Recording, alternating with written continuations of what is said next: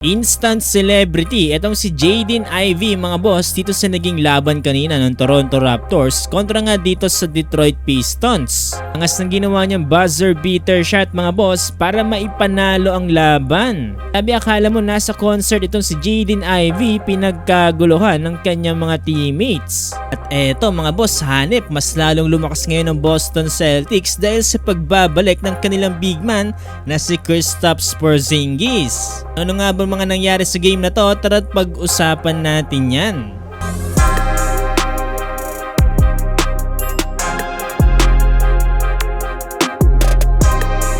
So ngayong araw nga mga boss ay muli nagbabalik dito nga si Kristaps Porzingis para nga dito sa Boston Celtics. Ito nga yung matapos siya magkaroon ng leg injury. Dito sa pagbabalik ni Kristaps Porzingis mga boss kontra dito sa Los Angeles Clippers ay kaagad naramdaman yung presensya dito ni Porzingis para dito sa Celtics. Actually dito nga sa naging laban na to panalo ang Celtics sa final score ng 126-94. Ganda ng stat sheets mga boss dito nga ng starting 5 ng Celtics. Halos lahat double digit mga boss maliban na lang dito nga kay Jrue Holiday.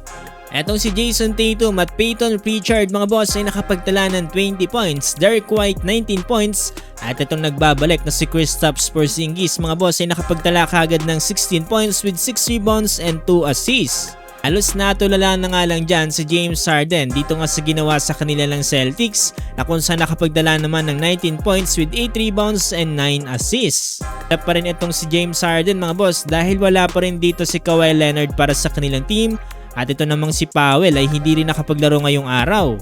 At dahil nga dyan mga boss nasa win streak, number 6 na ngayon dito ang Boston Celtics at pumapangalawa na sila ngayon dito sa Eastern Conference kasunod lamang dito ng Cleveland Cavaliers. Samantalang dito naman sa naging laban kanina mga boss ng Toronto Raptors kontra dito sa Detroit Pistons. Plus sa 100 ng score mga boss with last 12 seconds remaining dito sa 4th quarter. Ball possession nga dito ng Detroit Pistons at itong si Jaden Ivey ang may hawak-hawak ng bola. Nagbabantay sa kanya mga boss etong si Agbaji. Naisuplay mga boss ni Jaden Ivey etong si Agbaji at sinalaksak nga dito mga boss dahil nga dito naipasok pa ni Jaden Ivey ang kanyang tira dahilan para manalo po sila ng 2 points 102-100.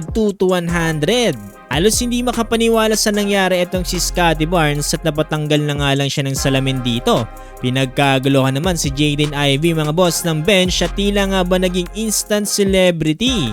Ito nga pala mga boss ay nanguna dito para sa Detroit Pistons. Itong si Jaden Ivey with 25 points. Sinusundan ni Malik Beasley with 14 points. Ito nga ay sa kabila ng kahit hindi nakapaglaro dito si Cade Cunningham. Samantalang sa Raptors naman nanguna dito si Scottie Barnes with 31 points. Dahil dyan, nasa pang-8 na ngayon dito ang Pistons sa Eastern Conference with 8-11 win-loss record. Mas okay pa rin compare dun sa team na nambabasya kanila noon na Washington Wizards na kung saan kulelat ngayon with 2-13 win-loss record.